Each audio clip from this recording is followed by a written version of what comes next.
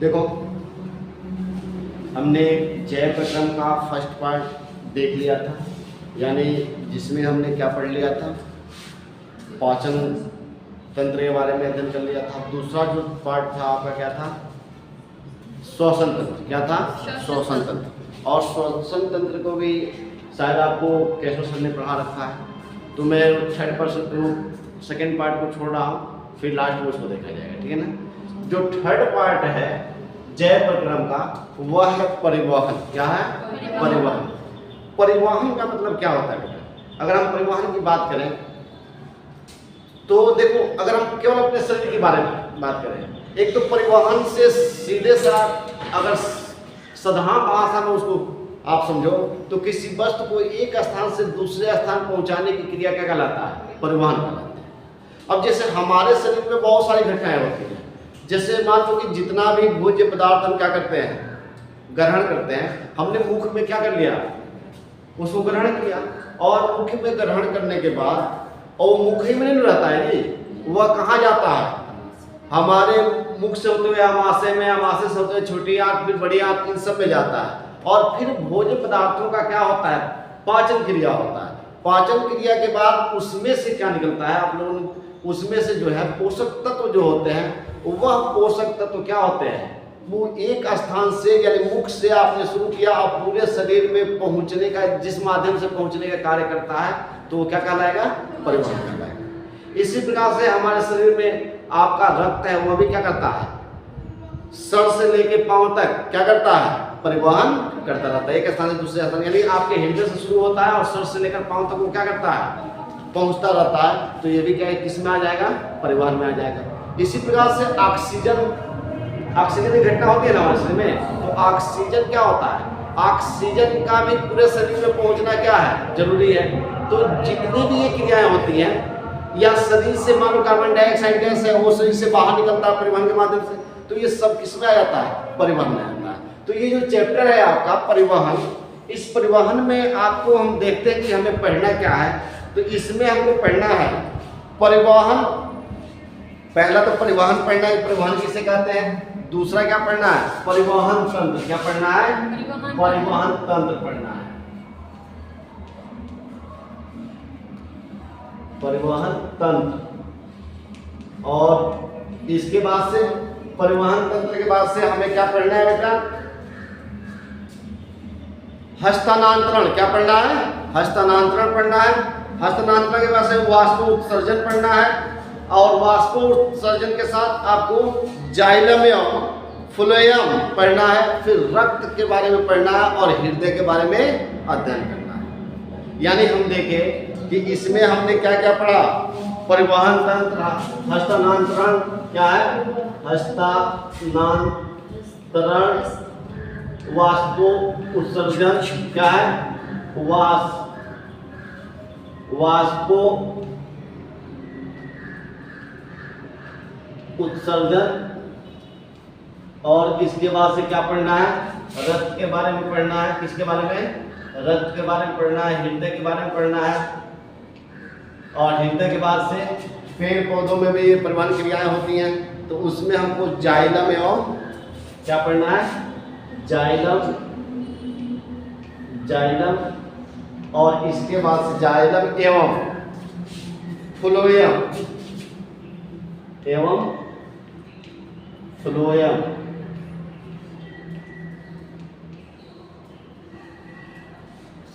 Phloem के बारे में पढ़ना है।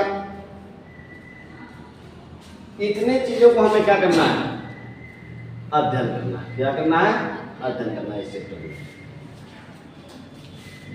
तो परिवहन में हमने ये देख लिया कि हमको पढ़ना क्या क्या है, कितने चीजों के बारे में अध्ययन करना है। यानी ये जो चैप्टर है ये बड़ा ही मजेदार होने वाला है। तो सबसे पहले एक चीज इसमें हम देख रहे हैं कि रक्त के बारे में भी अध्ययन करना है, क्योंकि रक्त का हमारे शरीर में क्या होता है? परिवहन होता रहता है। हृदय के बारे में पढ़ना, क्योंकि हृदय के माध्यम से रक्त क्या होता है? परिवहन होता है।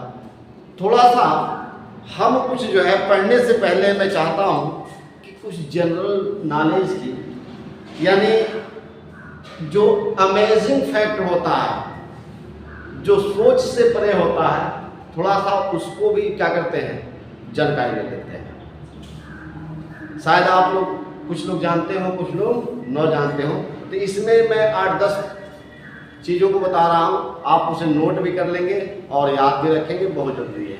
जैसे आप लोगों ने सुना है, आपको पता है कि जो मानव शरीर है, मानव शरीर में खून की जो मात्रा होती है वह शरीर के वजन का कितना % होता है? किसी को पता है? नहीं पता है। 7% होता है। कितना होता है? यानी हमारे शरीर का जितना वजन है तो उसमें 7% वजन किसका होता है? ब्लड का होता है। दूसरा नोट कर लो,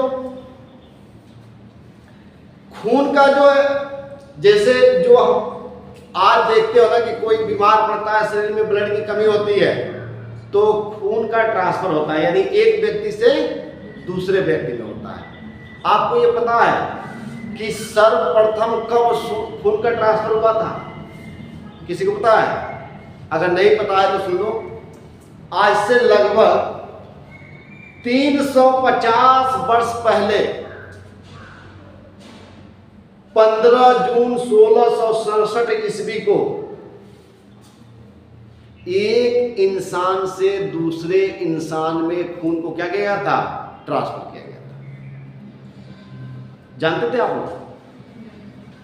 तो नहीं जानते तो नोट कर लो। ये बड़े मतलब ये चीजें जो है इंपॉर्टेंट है, आप पढ़ रहे हो तो इन चीजों को जानना क्या है? जरूरी है। तो पहला ब्लड का ट्रांसफर कब हुआ था बेटा? 15 जून 1667 ईस्वी को हुआ। आप जानते हो कि लगभग जो है पहले ब्लड के लिए बहुत किल्लत होती थी। सुनो, ध्यान से सुनो, लिखते जाना आप तो वीडियो चैनल से भी याद कर सकते हो। क्या है, अभी बहुत परेशान हो, पहले समझो तो सही। आप जब यूट्यूब पर जाओगे तो आपको मिलेगा, तो पहले सुनो और समझो, उसके बाद से घर पे आराम से बैठ के नोट्स बनाना। आपको डबल फायदा है, क्लास आप कर ले रहे हो प्लस यूट्यूब भी आपको मिल जा रहा है। तो क्यों ना यहाँ ध्यान से सुने और घर जाके जो हम फालतू चीज़ों को देखते हैं मोबाइल पर, वह अपने क्लास को ही देखें। आप जैसे जानते हो पहले ब्लड की बड़ी समस्या होती थी। जैसे मान लो कि कोई व्यक्ति बीमार है तो ब्लड सबके शरीर में नहीं दिया जा सकता है। ये वो ग्रुप मिलना चाहिए, या तो ग्रुप मिलना चाहिए और नहीं तो कुछ और भी नियम है। जैसे मान लो कि वो ग्रुप वाला सबको दे देता है और ए बी ग्रुप वाला है सबका ले सकता है, लेकिन सबको दे नहीं सकता। उस जब देगा तो किसको देगा?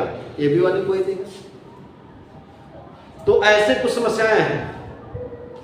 तो पहले ये समस्या होती थी कि कोई मरीज के शरीर में ब्लड की कमी हो जाती थी, तो ब्लड की कमी अब उसके ग्रुप के व्यक्ति को ढूंढने में समय लगता था और रोगी की मौत हो जाती थी। तो अब जो है हर जगह पे ब्लड बैंक बनाए गए हैं। क्या बनाए गए हैं? Blood bank. अब आप मान लो आपके परिवार में किसी को ब्लड की कमी हुई, आप ब्लड दोगे, आपका ब्लड मिले या ना मिले उसके ग्रुप से, आपका ब्लड जो है उस बैंक में क्या हो जाता है? जमा हो जाता है। और उस ग्रुप का ब्लड जो है क्या होता है? आपके मरीज को मिल जाता है। अब आपका ब्लड कब यूज होगा? जब आपके ग्रुप का कोई मरीज आएगा, उसे ब्लड की जरूरत होगी, तो आपका ब्लड उसको चाहिए जाएगा, है ना। तो पहला जो है ब्लड बैंक कब और कहां बना था? किस देश में पहला ब्लड बैंक बना था? बताया आप लोगों को। देखो 1937 ईस्वी में, ध्यान से कहीं नोट कर लीजिए, इस चीज को नोट कर लेना। 1937 ईस्वी में संयुक्त राज्य अमेरिका में पहला ब्लड बैंक बना था। समझ में आया? Yes sir. एक और रहस्य की बात, जो समुद्र में केकड़े रहते हैं, उस केकड़े का रंग, जो ब्लड का रंग होता है, वो लाल नहीं होकर पता है किस कलर का होता है? हरा कलर का होता है। केकड़े का ब्लड का कलर कैसा होता है? हरा कलर का होता है। एक और देखते हैं, हमारे शरीर में जो खून दौड़ता है, जो हमारे नसों में खून दौड़ता है, उसकी स्पीड आप जानते हो कितनी स्पीड में दौड़ता है? किसी को पता है? हमारे शरीर में जो ब्लड की स्पीड होती है वह 400 किलोमीटर प्रति घंटा होता है। कितना होता है बेटा? 400 किलोमीटर प्रति हावर्स होता है। अब 400 स्पीड आप समझते हो कितना तेज हुआ? अभी 80 की स्पीड में चलते हो तो लगता है कि उड़ जाओगे बाइक पर, और कोई 100 की स्पीड में गाड़ी ले जाता है तो गाड़ी पास से निकलता है तो हवा इतना तेज मारता है कि लगता है कि हम गिर जाएंगे। तो 400 की स्पीड तो बहुत तेज हुई ना। तो हमारे शरीर में जो हमारे नसों में जो ब्लड दौड़ता है उसकी स्पीड कितनी होती है? 400 किलोमीटर प्रति घंटा होती है। और आप अनुमान लगाओ कि इस स्पीड से लगभग एक दिन में हमारे शरीर में कितना किलोमीटर का दौड़ हमारा ब्लड कर लेता है। तो जब उसकी दौड़ की बात करोगे तो लगभग जो है 96,500 किलोमीटर ये क्या करता है? एक दिन में खून दौड़ता है। अब आप बताओ, हम दिल्ली जाते हैं, यहाँ से दिल्ली जाने में 700 किलोमीटर की दूरी है ना, और हमको कितना समय लग जाता है? तो अगर हम 4 बजे बैठते हैं तो सुबह पहुँचते हैं 8 बजे पहुँचते हैं ना। और हमारा ब्लड जो है 700 यानी 700 की दूरी तय करने में हमको पूरा 12 से 14 घंटा समय लग जाता है। और हमारा ब्लड जो है एक दिन में 96,500 किलोमीटर की दूरी तय कर लेता है। यानी इसकी स्पीड क्या होती है? बहुत तेज होती है। और स्पीड तेज होने की वजह से आपने देखा है, तो बकरे को कटते हुए देखे हो? जब बकरा को जब्बा करते हैं लोग तो उस समय उसके शरीर से इतना तेज ब्लड निकलता है, देखते हो ना। यानी नसों में क्या होती है? उसकी दौड़ा तेज होती है, और सिर्फ दौड़ा की वजह से क्या होता है? बहुत तेज निकलता है। हमारा जो शरीर का जो ब्लड है ना बेटा, अगर हमारे शरीर से बाहर निकाल कर हमारा हृदय उसको पंप करे तो पता है कितना ऊंचा फेंकेगा ब्लड को? 30 मीटर ऊंचा फेंकेगा। 30 मीटर समझते हो? ये अभी आपका मकान जो है, ये पूरा बिल्डिंग जो है, ऊंचाई जो है छत की, हमारे हिसाब से 30 मीटर नहीं होगा। 3 मंजिला मकान है ना, तो अभी नहीं होगा। और इससे ऊंचा वो एक बार में क्या करता है? फेंकता है। यानी किसकी वजह से? स्पीड की वजह से। ठीक है। अफ्रीका के जंगल में कुछ सांप पाए जाते हैं। जो वहां के सांप पाए जाते हैं उनका ब्लड का कलर पता है आप लोगों कैसा होता है? जो अफ्रीका के जंगलों में जो सांप पाए जाते हैं उनके शरीर का खून कैसा होता है? तो पीले रंग का होता है। किस रंग का होता है? पीले। पता था आपको? ये सब याद कर लेना, नोट कर लेना, जनरल नॉलेज की बातें हैं। इसके बाद से हमारे शरीर में ब्लड कितने प्रकार का पाया जाता है? तो 4 प्रकार का पाया जाता है। मनुष्य के शरीर में ब्लड कितने प्रकार का पाया जाता है? 4 प्रकार का पाया जाता है। एक होता है O, क्या होता है? O। एक क्या होता है? A। और ये क्या होता है? B। और ये क्या होता है? AB। यही होता है ना। अब मैं अभी बताया हूं कि जो ये O वाला होता है, ये सर्वदाता होता है, यानी सबको क्या कर सकता है? अपना खून दे सकता है। और AB वाला होता है जो है, वह सबको नहीं दे सकता है, लेकिन सबका, इनका भी ले सकता है, इनका भी ले सकता है, इनका भी ले सकता है, यानी वो सर्वग्राही है। तो ये क्या हो गया? सर्वदाता हो गया। ये क्या हो गया? सर्वदाता हो गया। और ये क्या हो गया? सर्वग्राही हो गया। इसमें आप लोगों को पता है कि आपके ब्लड ग्रुप क्या है बेटा? किसी को पता है? किसी को पता है?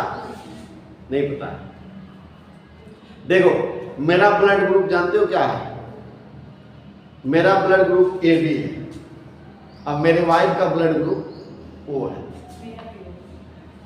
तो ये सबको दे सकते हैं, और मैं ऐसा आदमी हूं, मैं सबका यूज कर सकता हूं। मेरे शरीर में किसी का ब्लड क्या हो सकता है? यूज हो सकता है, लेकिन मैं सबको अपना ब्लड नहीं दे सकता। अब ये तो रहा मनुष्य में 4 तरह के होते हैं, लेकिन जीव जंतुओं में कैसे होते हैं? तो जो गाय होती है, गाय, गाय में जो है ये ब्लड ग्रुप 800 प्रकार के पाए जाते हैं। कितने प्रकार के पाए जाते हैं? 800 प्रकार के पाए जाते हैं। और कुत्ते में जो है, कुत्ते में 13 तरह के पाए जाते हैं।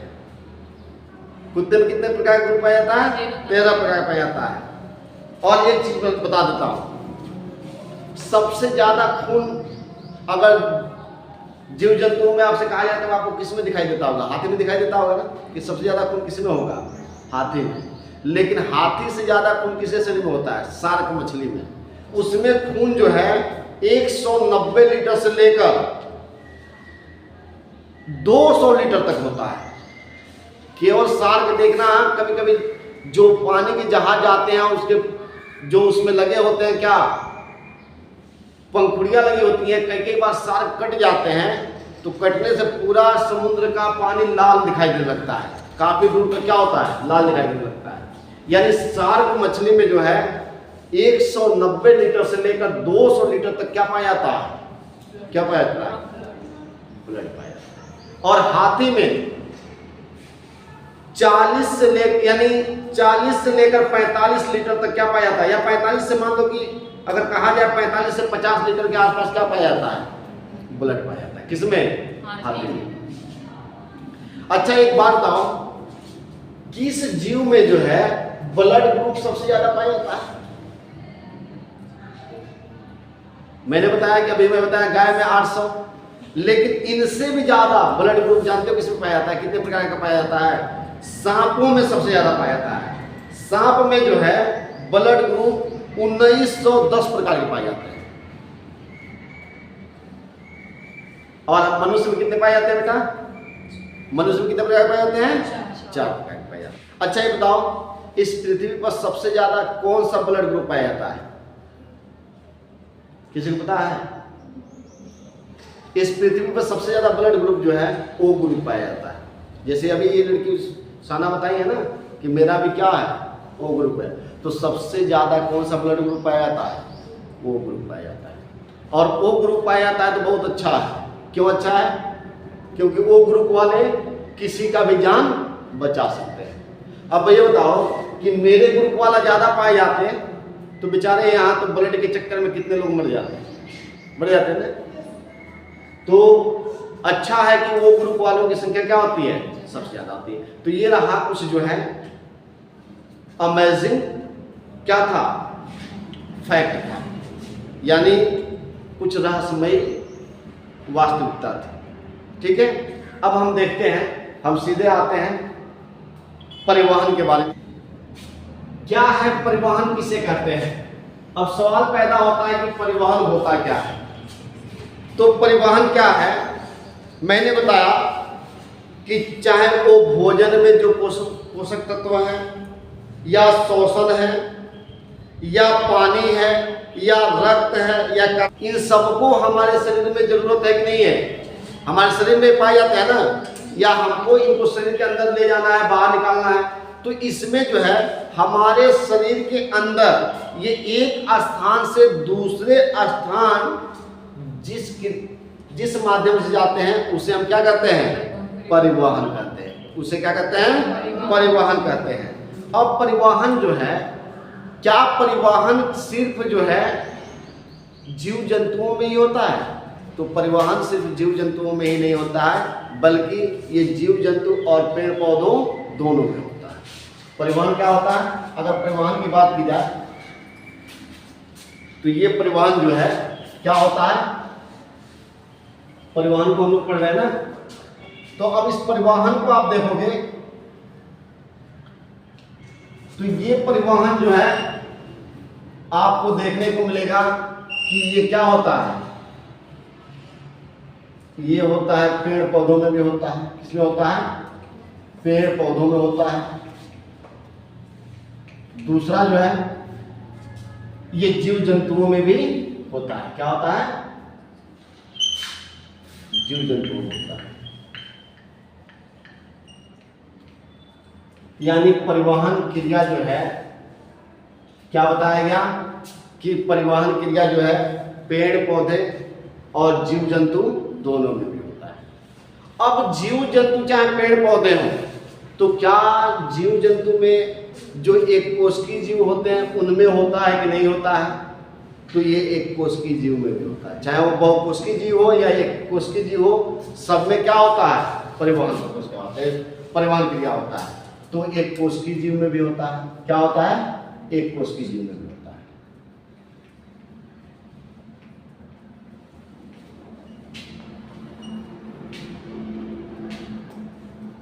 अब देखो एक कोशिकीय जीव में कैसे होता है बेटा,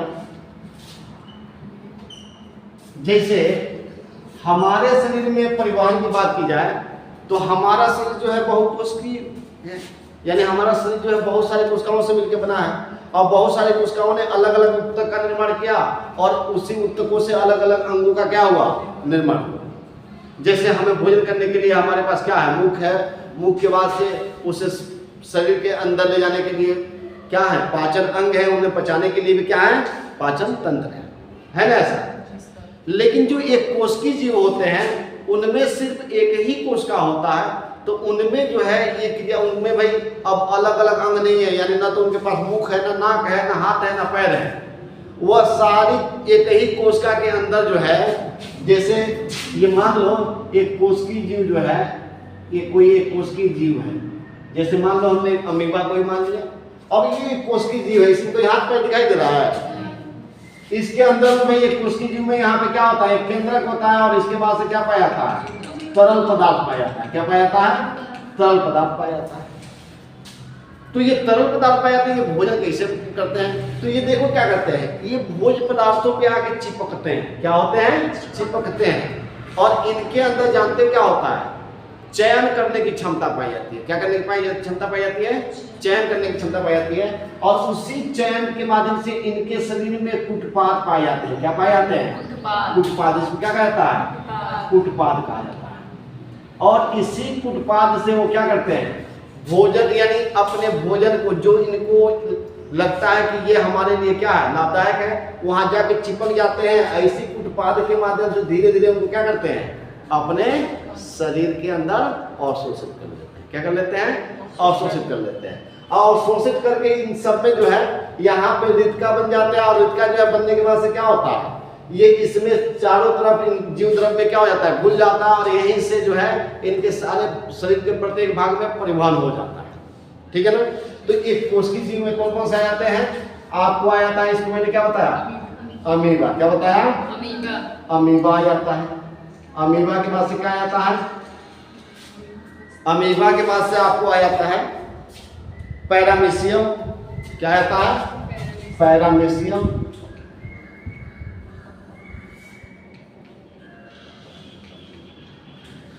और फिर आ जाता है यूग्लिना। क्या आता है? यूग्लिना। अब सवाल पैदा ये होता है कि इनमें जो है, इनमें अगर हम देखें कि ये जो क्या हुआ, परिवहन हुआ, तो परिवहन का माध्यम क्या था? तो इनमें परिवहन जो है, इनमें परिवहन जो होता है वह विसरण क्रिया द्वारा होता है। इनमें परिवहन किसके द्वारा होता है? विसरण क्रिया द्वारा होता है। नहीं समझे? हमारे शरीर में परिवहन क्या होता है? जैसे मान लो भोजन का परिवहन कर रहे हैं, तो भोजन का परिवहन क्या? हमारे ग्रास मुख से गया, ग्रासनली में गया, आमाशय में गया, इसके बाद से हमारे छोटी आंत बड़ी आंत में गया ना। इस प्रकार का परिवहन हुआ ना। तो इन वो तो हमारे अंग तंत्रों के माध्यम से होता है। हमारे शरीर में किससे होता है? अंग तंत्रों के माध्यम से होता है। लेकिन ये एक कोशिकीय होते हैं, इनमें किसके माध्यम से होता है? तो विसरण क्रिया द्वारा होता है। अब इनका जो परिवहन होगा बेटा, जैसे ये एक कोशिकीय जीव है ना, ये इन कोशिकीय जीव का जो परिवहन होगा, ये क्या हो गया? परिवहन। तो इनका परिवहन जो है किसके माध्यम से होता है? किसके? विसरण क्रिया द्वारा होता है। किसके द्वारा होता है? विसरण क्रिया के द्वारा होता है।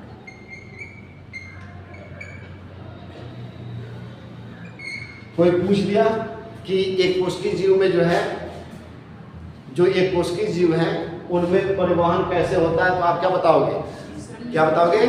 विसरण क्रिया के द्वारा होता है। अब विसरण क्रिया के द्वारा तो ये इनमें हो गया। अब विसरण क्रिया होता क्या है? विसरण क्रिया होता क्या है। तो देखो विसरण क्रिया क्या होता है बेटा, कि किसी भी पदार्थ के अणुओं, जैसे किसी भी पदार्थ के अणुओं को, जैसे एक एग्जांपल पर समझो, अगरबत्ती देखे हो, अगरबत्ती जलता है तो अगरबत्ती के जो अणु है उसको धुआं क्या होता है, हवाओं में जाकर क्या होता है, मिल जाता है। क्या होता है, यानी उनके पास कौन सी क्षमता होती है, हवाओं में मिलने की। उसमें जाकर क्या हो जाते हैं, मिल जाते हैं, और मिलकर क्या होते हैं, उसके अणु चारों तरफ फैल जाते हैं, और चारों तरफ फैलकर चारों उसको क्या करते हैं, सुगंधित बनाते हैं। पूरे अगर मान लो कमरे में हम जला दिए और कमरा बंद है तो यहाँ पर जो हवाएं हैं उस हवाओं में क्या हो जाएगा, तो उसका धुआं चारों तरफ फैल जाएगा और पूरे रूम को क्या कर देगा, खुशबू से भर देगा। तो वही तो बताया जा रहा है कि किसी पदार्थ के अणुओं में क्या होता है कि चारों, यानी किसी पदार्थ के अणुओं में चारों तरफ फैलने की क्या होती है, जब किसी कोई भी पदार्थ है उसके अणु जो हैं अगर चारों तरफ क्या हो जाते हैं, फैल जाते हैं, तो उस क्रिया को हम क्या कहते हैं, विसरण क्रिया कहते हैं। जैसे यहाँ देखो आप लोगों ने 10 में पढ़ा भी है, ये मैं पढ़ा चुका हूँ, ये मैं कुछ बात पढ़ा चुका हूँ, ये क्या नाम है, पाचन क्रिया इसमें पढ़ाया था कि ये भोजन लाता है तो यहाँ ध्यान दो, इधर दो, भोजन मान ला के यहाँ पे क्या कर दिया, रख दिया। तो जैसे भोजन यहाँ पे ला कर रखेगा तो यहाँ पर क्या होगी, एक रिक्तिका का यहाँ पे क्या हो जाएगा, निर्माण हो जाएगा। ऐसे भाग यहाँ पे क्या हो जाता है, फूल जाता है, बताया गया था ना। और फूलने के बाद इसको एक तरह से कहा जाता है अस्थायी आमाशय भी नाम दिया गया है। इसको क्या कहा जाता है, अस्थायी आमाशय भी कहा जाता है। और जब ये पूरा इनको क्या कर लेता है, इनको पूर्ण रूप से रिक्तिका इनको क्या कर देता है, पचा देता है। जब पच जाते हैं तो अवशिष्ट पदार्थ अलग हो जाते हैं, और इसमें से जो पोषक तत्व निकलता है, ये जो इसमें द्रव्य पदार्थ पाया जाता है, उसके चारों तरफ क्या हो जाता है, उसमें चारों तरफ फैल जाता है। तो ये फैलता है, तो इस फैलने की क्रिया को क्या कहते हैं, विसरण कहते हैं। क्या कहते हैं, विसरण क्रिया कहते हैं। समझ में आया कि विसरण क्रिया क्या है। तो हमने क्या देखा, हमने एक चीज पढ़ लिया। पहले तो मैं एक बार फिर इसको दोबारा बता दूं कि बताया गया परिवहन क्या है। परिवहन को यह बताया गया कि चाहे वो जीव जंतु हो या पेड़ पौधे हो, उनके अंदर जो भी पदार्थ हैं उन पदार्थों को एक स्थान से, यानी जो आवश्यक पदार्थ हैं, क्या है, आवश्यक पदार्थ जिसकी जरूरत है, उन आवश्यक पदार्थों को एक स्थान से दूसरे स्थान जाने की क्रिया क्या कहलाता है, क्या कहलाता है, परिवहन कहलाता है। क्या कहलाता है, परिवहन। अब ये परिवहन जो है, ये परिवहन जो है जीव जंतुओं और वनस्पतियों दोनों में होता है। इसके बाद बताया गया कि चाहे जीव जंतु एक कोशिकीय हो या वनस्पति क्या हो, पादप एक कोशिकीय हो, इनमें भी क्या होता है, परिवहन होता है। तो जीव जंतुओं में जो है, जो बहुकोशिकीय जीव जंतु है या बहुकोशिकीय पेड़ पौधे हैं, उनमें क्या होता है बेटा, उनमें आपको ये बताया गया कि उनमें जो है परिवहन जो है अंग तंत्रों के माध्यम से होता है। किसके माध्यम से होता है, अंग तंत्रों के माध्यम से होता है। जबकि एक कोशिकीय जीव में जो है परिवहन जो है किसके माध्यम से होता है, विसरण क्रिया द्वारा होता है। और विसरण क्रिया का हमने क्या बता दिया, परिभाषा बता दिया। अब हम लोग को पढ़ना है इसमें पेड़ पौधों में परिवहन। सबसे पहले इसमें पेड़ पौधा था ना, तो हम पहले देखते हैं कि पेड़ पौधों में परिवहन कैसे होता है। ठीक है, तो मैं आपको यहाँ बताता हूँ कि पेड़ पौधों में परिवहन कैसे होता है।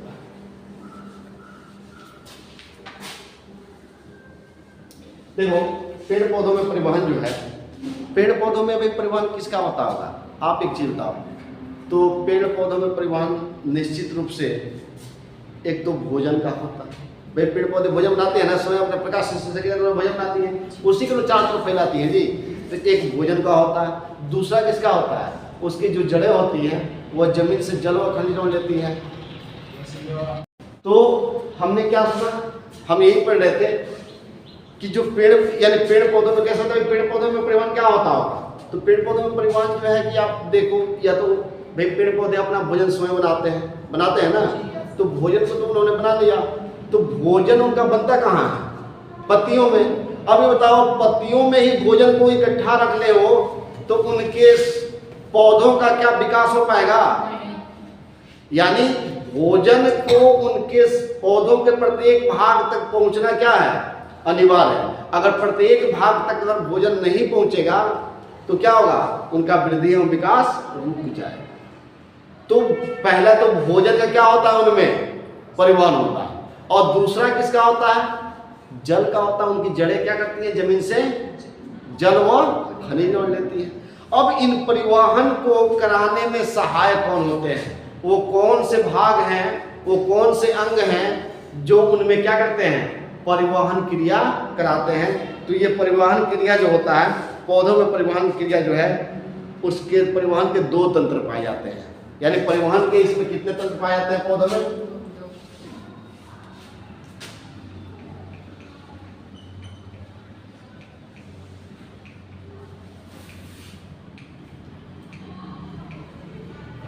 ये बताया जा रहा है कि पौधों में जो परिवहन है वो कितने प्रकार का होता है, दो तरह से होता है। एक जो उसका तंत्र है, यानी दो तंत्रों के माध्यम से होता है। ध्यान से सुनो, बताया गया कि भाई जो परिवहन होता है, इसमें परिवहन किसका क्या होता है, एक तो भोजन का होता है, किसका होता है, भोजन का होता है, और दूसरा क्या होता है, जल व खनिज लवण का होता है ना, खनिज लवण का होता है। और भी हो सकते हैं, जैसे मान के चलो कि उनमें वाष्प उत्सर्जन करने की भी क्रिया होती है, उनमें क्या होता है, कार्बन डाइऑक्साइड सोखने की भी क्रिया होती है, और ऑक्सीजन को उत्सर्जित करने की भी क्रिया होती है। तो पहले हम भोजन और खनिज लवण को देखते हैं कि कैसे, किन माध्यमों या किन तंत्रों के माध्यम से ये क्या करते हैं, परिवहन करते हैं। तो इसमें पहला जो होता है उसको कहा जाता है जाइलम। क्या होता है, जाइलम। और दूसरा जो होता है उसको कहा जाता है फ्लोएम।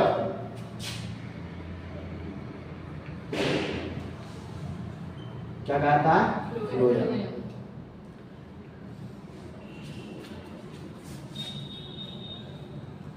जैसे मान लो ये कोई पौधा है, यहां एक छोटा सा पौधा बनाते हैं,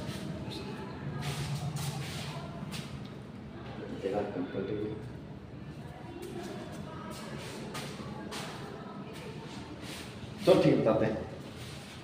इसमें बताया जा रहा है कि पौधों में जो परिवहन क्रिया होती है वह दो तंत्रों के माध्यम से होती है। कितने तंत्रों के माध्यम से होती है, एक को कहा जाता है जाइलम और दूसरे को क्या कहा जाता है, फ्लोएम। क्या कहा जाता है, फ्लोएम। जाइलम क्या होता है बेटा, जाइलम में मूल रोम, जो जाइलम क्या होता है, जाइलम जो होता है तो जो पौधों के मूल रोम होते हैं। जैसे मान लो ये एक पौधा है, क्या है, पौधा, ये देख रहे हो, चलो हम इसको हरा से बनाते हैं, ये पौधा बना रहा है तो इसको हरा बना देते हैं।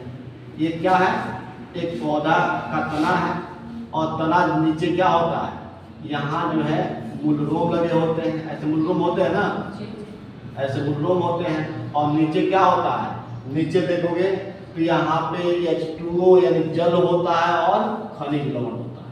ये नहीं होता है जी, खनिज लवण, ये इसमें दिख रहा है कि नहीं, नीचे वाला पार्ट आ रहा है, नहीं नीचे से डाल थोड़ा सा और पकड़ते हैं। चलो यहाँ करते हैं, इसमें हम डाल देते हैं, ठीक है ना। जैसे यहाँ पर देखो, इसको भी थोड़ा इधर ला देते हैं ताकि इधर हमें फिगर बनाने में आसान हो जाएगा।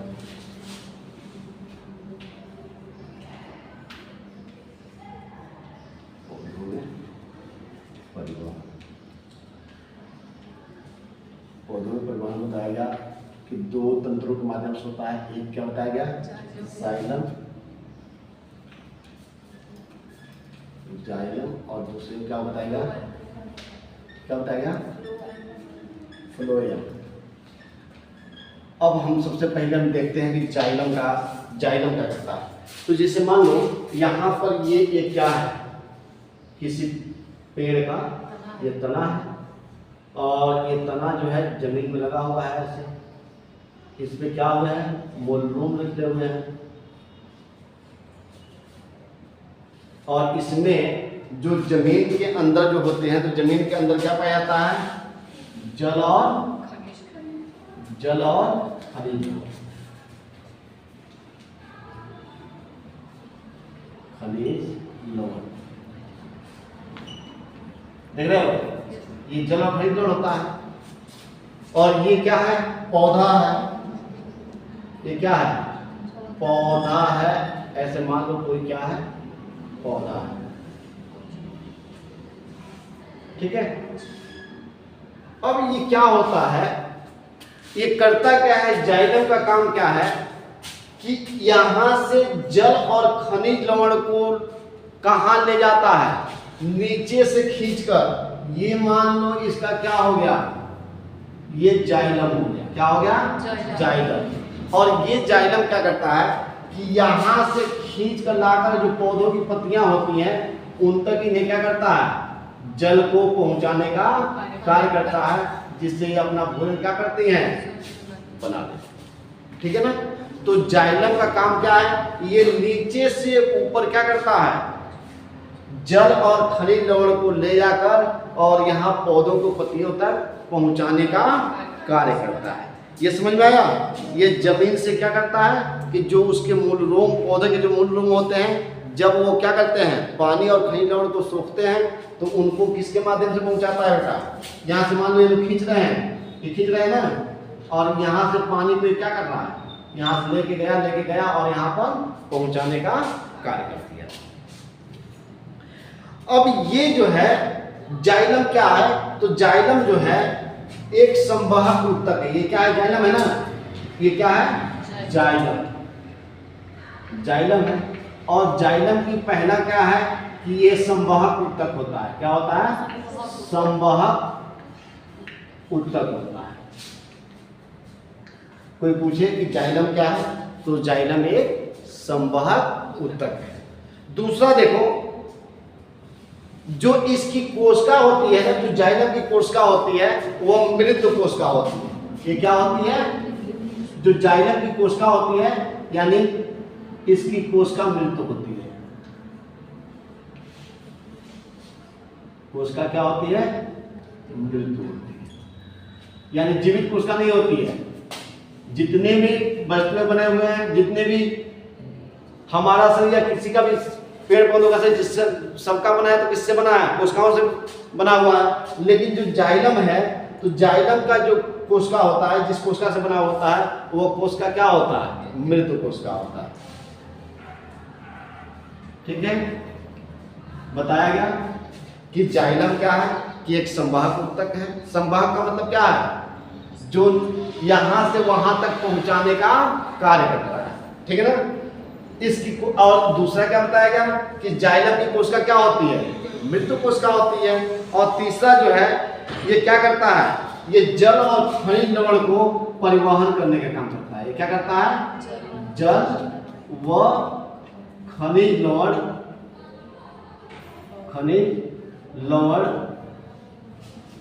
को पहुंचाने का कार्य करता है। और इसके बाद से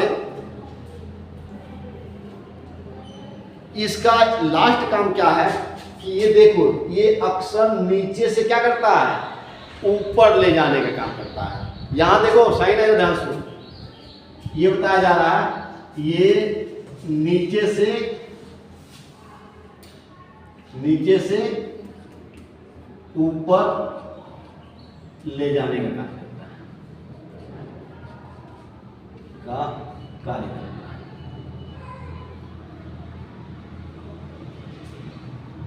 ध्यान से सुन लो एक बार। हमने ये बताया कि पौधों में परिवहन कैसे होता है। बताया पौधों में जो है कि जल और खनिज लवण का परिवहन होता है, और ये परिवहन दो तंत्रों के माध्यम से होता है। कितने तंत्रों के माध्यम से होता है? दो तंत्रों के माध्यम से होता है। एक का कहता है जाइलम और दूसरे क्या कहता है? फ्लोएम कहता है। जाइलम जो होता है ये पौधे में क्या होता है? एक मृत कोशिका का बना हुआ भाग होता है, जो पौधे के जो मूल रोम क्या करते हैं, जब पानी और जल यानी जल और खनिज लवण को जब सोखते हैं तो ये क्या करता है? जाइलम अपने शरीर के माध्यम से क्या करता है? ये संवाहक ऊतक होता है ना, तो ये क्या करता है? इनको सीधे लेके और कहां पहुंचा देता है? पौधों के पत्तियों तक। यानी नीचे से लेकर कहां चला जाता है? ऊपर की तरफ लेके चला जाता है, जिससे पौधे अपना क्या कर लेते हैं? भोजन बना लेते हैं।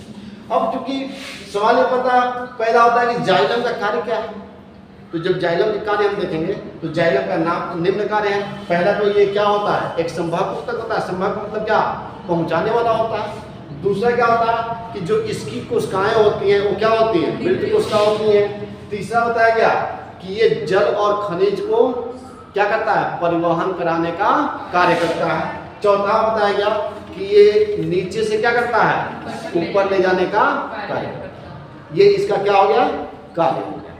अब दूसरा हम किसके बारे में पढ़ेंगे, फ्लोएम के बारे में पढ़ेंगे। किसके बारे में पढ़ेंगे, फ्लोएम का। देखो पौधे अपना भोजन कैसे बनाते हैं, प्रकाश संश्लेषण क्रिया द्वारा। किसके द्वारा बनाते हैं, प्रकाश संश्लेषण क्रिया द्वारा। यानी जैसे मान लो इसी पौधे को मैं बता रहा हूँ, इसी फिगर को फिर दोबारा जो है, अब इतना बनाने का समय नहीं है। मान लो ये क्या करते हैं, ये कोई पौधा है और ये सूर्य के प्रकाश में अपना भोजन बना रहा है ना, ऐसे बना रहा है कि नहीं बना रहा है। इधर से भी क्या कर रहा है, सूर्य के प्रकाश में अपना भोजन बना रहा है। सूर्य के प्रकाश को ले रहा है और वायुमंडल से क्या कर रहा है, कार्बन डाइऑक्साइड गैस ले रहा है और इनको लेकर यहाँ पर और जमीन से क्या कर रहा है, जल व खनिज ले रहा है। इन तीनों को लेकर यहाँ पे क्या कर रहा है, ये यानी पत्तियों में क्लोरोफिल नामक पदार्थ पाई जाती हैं। देखो पौधों को भोजन बनाने के लिए 4 चीजों को होना बड़ा जरूरी है। एक तो क्लोरोफिल होना चाहिए, दूसरा सूर्य का प्रकाश होना चाहिए, तीसरा क्या होना चाहिए, जल और खनिज लवण होना चाहिए, और चौथा क्या होना चाहिए, कार्बन डाइऑक्साइड। तो मान लो ये CO2 भी होना चाहिए और इसके पास क्या होना चाहिए, प्रकाश भी होना चाहिए, सूर्य का प्रकाश होना चाहिए। क्या होना चाहिए, सूर्य का प्रकाश होना चाहिए। उसके पास क्या होना चाहिए, क्लोरोफिल होना चाहिए, क्लोरोफिल नामक पदार्थ होना चाहिए। यानी ये क्लोरोफिल नामक पदार्थ कहाँ पाया जाता है, पत्तियों में पाया जाता है। और इसके बाद से क्या बताया गया, जल व खनिज होना चाहिए। जब ये सब मिल जाते हैं पौधों को, ये चारों चीज जब एक साथ उपस्थित होते हैं तो पौधे क्या कर लेते हैं, तुरंत अपना भोजन बना लेते हैं। क्या कर लेते हैं, भोजन को बना लेते हैं। अब ये भोजन बना कहाँ, पत्ती। अब ये बताओ पत्तियों में भोजन बन गया, अब पत्तियों में ही रह जाए, आप मुंह में खाना खा लिया, मुंह में रह जाए तो आपको शक्ति मिल जाएगी, बोलो नहीं हो पाएगा। तो यहाँ से अब आपका भोज्य पदार्थ आपके पाचन तंत्र में जाता है, वहां से जितने पोषक तत्व निकलते हैं वो ब्लड में मिल जाते हैं, और ब्लड में मिलकर क्या करते हैं, आपके शरीर को वृद्धि विकास करते हैं। जिन तत्वों की जहां जहां जरूरत होती है ब्लड वहां क्या कर देता है, पहुंचा देता है। तो यहाँ पर भी तो भोजन बन गया है। अब भोजन जब ये बना लिए तो इनको क्या होना चाहिए, ये भोजन का बंटवारा होगा कि नहीं, इनके प्रत्येक भाग तक भेजना पड़ेगा कि नहीं भेजना पड़ेगा। तो जब ये जिस माध्यम से भेजा जाता है तो जो भेजने का काम होता है वह किसके माध्यम से होता है, फ्लोएम के। एक तो ये ले जाने का काम किसने किया, जाइलम ने। अब भोजन को शरीर के चारों तरफ पहुंचाने का काम कौन करता है, फ्लोएम करता है। कौन करता है, फ्लोएम करता है। ठीक है ना। तो एक चीज आपको ये सीधे समझ में आ गई कि फ्लोएम क्या है, ये भी क्या है, एक संवाहक ऊतक है। ये भी क्या करता है, पहुंचाने का कार्य करता है। लेकिन इसको बताया गया था तो ये केवल नीचे से ऊपर ले जा रहा था, और इसमें आपने क्या सुना, ये चारों तरफ ले जाता है, नीचे भी ले जाता है, ऊपर भी ले जाता है, इधर भी ले जाता है, इधर भी ले जाता है। यानी चारों तरफ क्या करता है, भोजन को पहुंचाने का कार्य करता है। इनका जो है पहला जो है कि बताया गया कि ये भी संवाहक ऊतक होते हैं। क्या होते हैं, यानी इसी पर हम यहाँ बना देते हैं, यहाँ जाइलम की जगह पर क्या लिख देंगे, फ्लोएम। क्या लिख देंगे, फ्लोएम। तो ये संवाहक ऊतक आप समझिए गए। इसमें जो है, इसमें बताया गया कि इसकी कोशिका क्या होती है, मृत होती है, लेकिन इसकी कोशिका क्या होती है, जीवित होती है। इसकी कोशिका मृत नहीं होती है, क्या होती है, जीवित होती है। तो यहाँ पे क्या लिख लोगे, जीवित होती है। ठीक है। और ये जल और खनिज लवण को पहुंचाने का काम कर रहे थे ना, तो वह क्या पहुंचाने का काम करता है, भोजन को पहुंचाने का काम करता है। तो जल और खनिज लवण यहाँ पे क्या लिख दोगे, भोजन को पहुंचाने का काम करता है। किसको काम करता है, भोजन को पहुंचाने का काम करता है।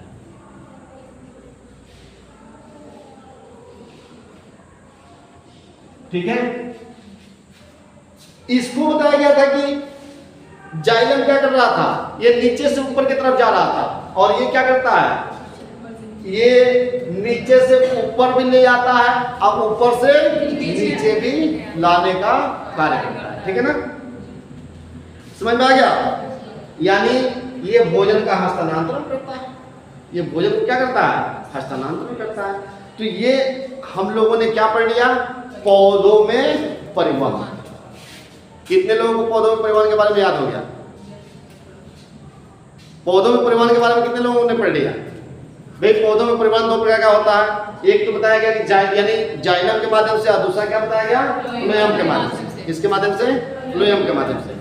तो आपको बताया गया कि जाइलम क्या करता है, जाइलम में जो होता है ये जल और खनिज लवण को पहुंचाने का काम करता है। अरे बहुत आपको साधारण भाषा में मैं समझा रहा हूँ, ये तो एलकेजी वाले समझ जाएंगे। तो ये क्या करता है, इसको बताया गया कि ये सीधे क्या करता है, जाइलम जो है कि जो मूल पौधों के मूल रोम होते हैं जो पानी और खनिज लवण को सोखते हैं, उनको सीधे लेकर कहाँ पहुंचा देता है, पौधों को पत्तियों तक, यानी नीचे से ऊपर ले जाता है। और इसमें आपको एक चीज बताया गया कि जो फ्लोएम, ये क्या जाइलम होता है, उसकी कहानी आपने सुना कि भाई ये क्या होता है, मृत कोशिका होता है, ये भी संवाहक ऊतक होता है, और ये सिर्फ क्या करता है, जल और खनिज लवण को पहुंचाने का काम करता है, और ये नीचे से ऊपर जाता है। इसको बताया गया कि ये जो पौधे क्या कर लेते हैं, भोजन बना लेते हैं, तो उन भोजन को क्या करता है, चारों तरफ हस्तांतरण करने का काम करता है, यानी चारों तरफ फैलाने का कार्य करता है। लेकिन इसकी कोशिका क्या होती है, जीवित कोशिका होती है।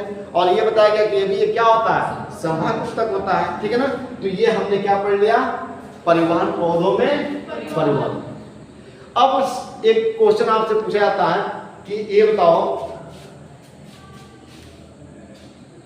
जाइलम और फ्लोएम में क्या अंतर है? कितने लोग लिख दोगे? सीधी सी बात है, अगर इसके अंतर की बात आ जाए तो सीधे लिखो कि यह एक संवाहक ऊतक है और ये भी क्या है, संवाहक ऊतक है। पहले तो दोनों एक ही है।